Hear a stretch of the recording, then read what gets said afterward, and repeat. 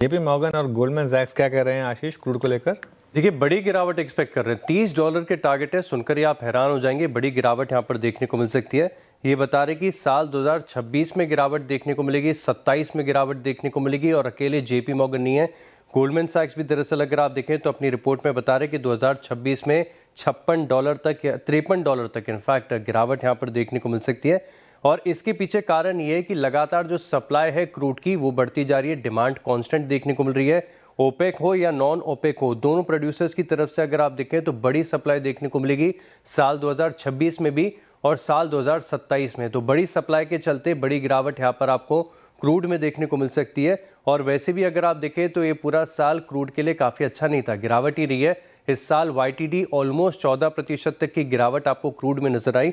लेकिन बड़ी बात है, क्योंकि भारत क्रूड का बहुत बड़ा इंपोर्टर है, तो एक बड़ा बेनिफिट हो सकता है कि अगर क्रूड सस्ता हो जाए, $30 उठ जाएगा, तो क्या ही कहने, कंपनियों के बड़े फायदे यहाँ पर देखने को मिल सकते हैं। लेकिन देश के फ्रंट पर, इकोनॉमी के फ्रंट पर देखें तो ये बहुत बढ़िया हो सकता है, क्योंकि दरअसल $1 प्रति बैरल अगर क्रूड की कीमतें घटती हैं तो इससे करंट अकाउंट डिफिसिट में देखें तो करीब करीब 1.5 बिलियन या 1.6 बिलियन के आसपास का जो है डॉलर्स का इम्पैक्ट यहाँ पर देखने को मिलता है। और $10 अगर गिरावट आ जाती है क्रूड में तो करंट अकाउंट डिफिसिट यहाँ पर GDP के आधे प्रतिशत तक का, तो सिग्निफिकेंट इम्पैक्ट है ओवरऑल अगर आप देखें तो इकोनॉमी के फ्रंट पर।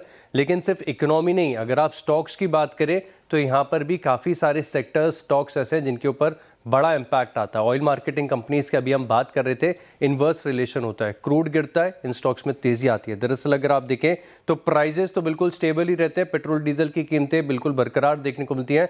लेकिन अगर कच्चा तेल घट जाता है तो इनके रिफाइनिंग मार्जिन यहाँ से सुधर जाते हैं। अपोलो टायर्स है, MRF है, JK टायर है, इन कंपनीज के अगर आप देखें तो ऑलमोस्ट 50% जो फिक्स्ड कॉस्ट होता है रॉ मटेरियल का, ये क्रूड लिंक्ड होता है, तो बड़ा बेनिफिट यहाँ पर देखने को मिलता है।